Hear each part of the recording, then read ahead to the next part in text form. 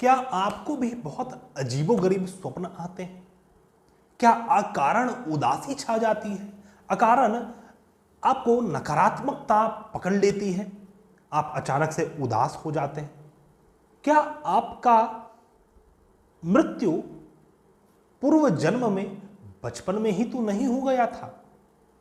आज हम इस वीडियो में पास्ट लाइफ रिग्रेशन करने वाले हैं। मैं हूं आपका आध्यात्मिक दोस्त डॉक्टर मोहित और आपके अपने चैनल एस्ट्रोलॉजर मोहित शाह में आपका स्वागत करता हूं। यदि आपकी कुंडली के द्वादश भाव में बुध ग्रह विराजमान है तो आपके लिए यह वीडियो है, क्योंकि कुछ इसी प्रकार के इवेंट्स जातक के जीवन में होते हैं जब कुंडली के द्वादश भाव में बुध ग्रह विराजमान हो जाते हैं।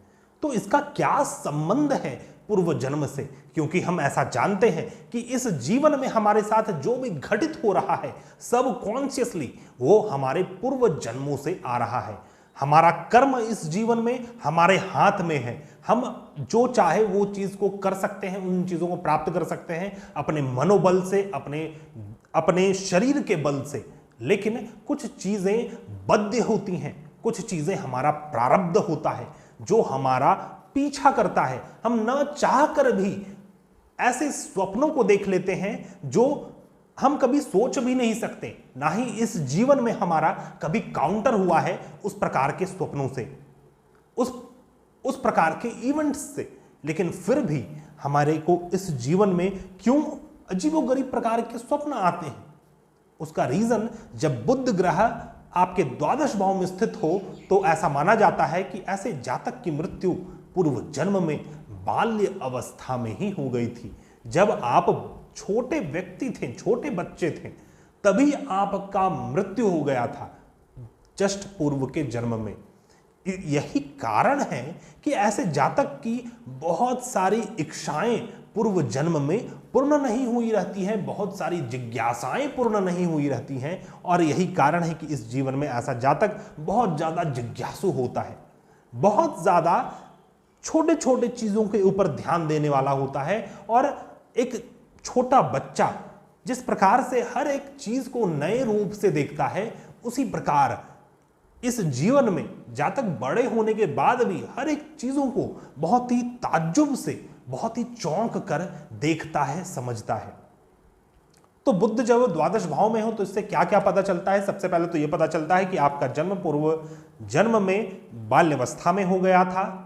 आपकी मृत्यु पूर्व जन्म में बाल्यावस्था में हुई थी और प्राकृतिक कारण से हुई थी, किसी अप्राकृतिक कारण से नहीं, प्राकृतिक कारण से। हाँ, वो अलग बात है, मान लीजिए वहां पर अन्य अशुभ ग्रहों का युद्ध छिड़ा हुआ हो, मान लीजिए सूर्य, राहु, चंद्रमा, ये तीन ग्रह भी साथ में बैठे हों, या फिर चंद्रमा और शनि ग्रह साथ में विराजमान हो, सूर्य और शनि ग्रह साथ में विराजमान हो, तब यहां पर अप्राकृतिक रूप से कोई दुर्घटनावश जातक की मृत्यु हो गई रहती है।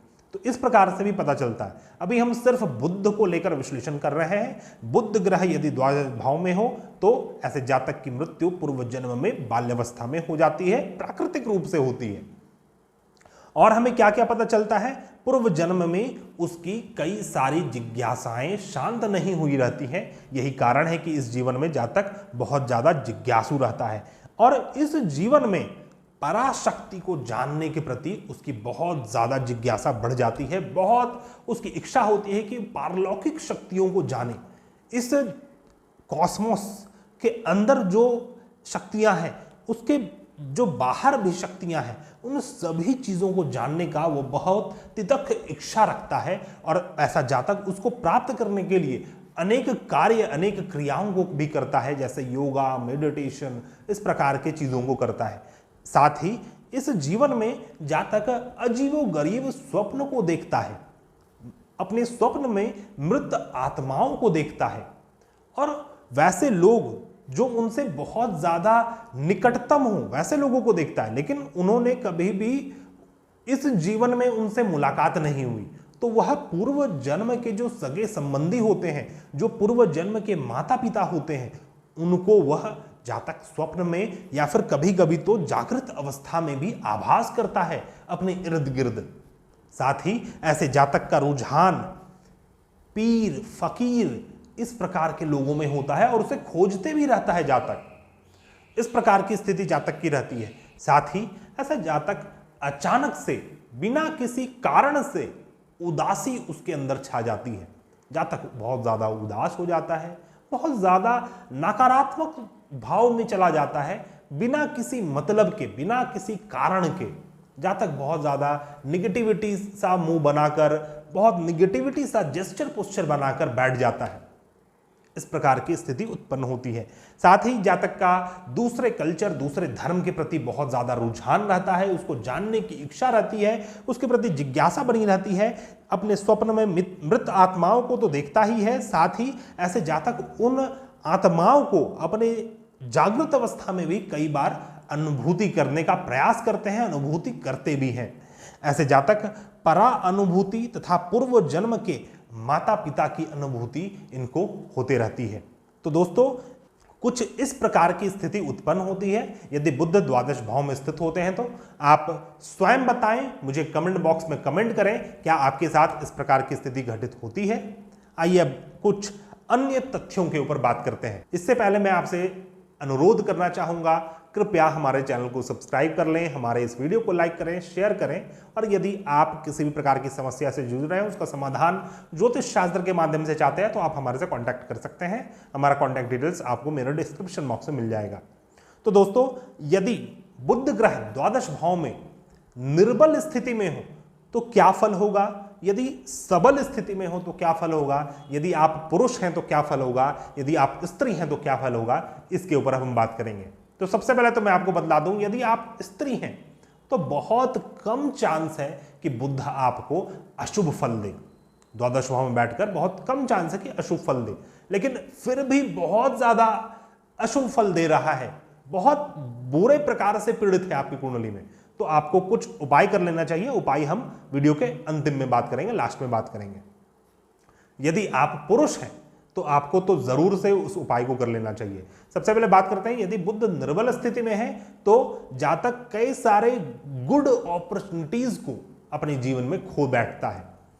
उसके पास बहुत सारे सुनहरे अवसर होते हैं, लेकिन उसे भी वह खो देता है, और स्त्रियों को तो कम कष्ट प्राप्त होता है, लेकिन जो पुरुष जातक हैं, विशेष तौर पे पुरुष के लिए यह अधिक हानिकारक होता है। आइए अब हम उपाय के ऊपर बात करते हैं। और यदि बुध शुभ है तब तो आपको सोचना ही नहीं है, आपको आगे चलकर जीवन में परा चीजों की अनुभूति भी होती है, और उसके प्रति भी यह द्वार आपका खुला रहता है।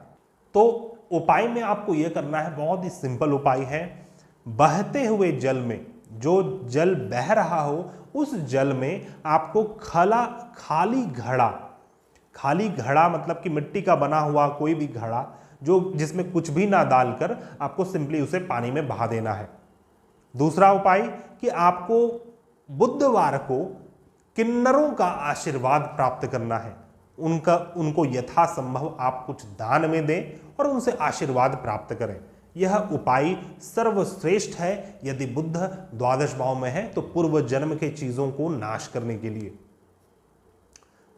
दूसरा चीज मैं आपको यह भी बतला देना चाहूंगा कि यदि बुध द्वादश भाव में होता है तो ऐसे जातक मुख्यतः दूसरे के अंदर ही कार्यरत होते हैं, दूसरों के अंदर कार्य करके प्रगति करते हैं अपने जीवन में, और कभी भी इन्हें लॉटरी, सट्टा, शेयर मार्केट, स्पेकुलेशन बिजनेस में इन्वेस्ट नहीं करना चाहिए, अन्यथा बड़ा नुकसान उठाना पड़ सकता है।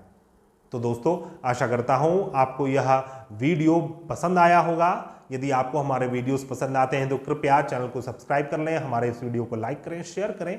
हम मिलते हैं नए वीडियो में, तब तक के लिए धन्यवाद। जय हिंद।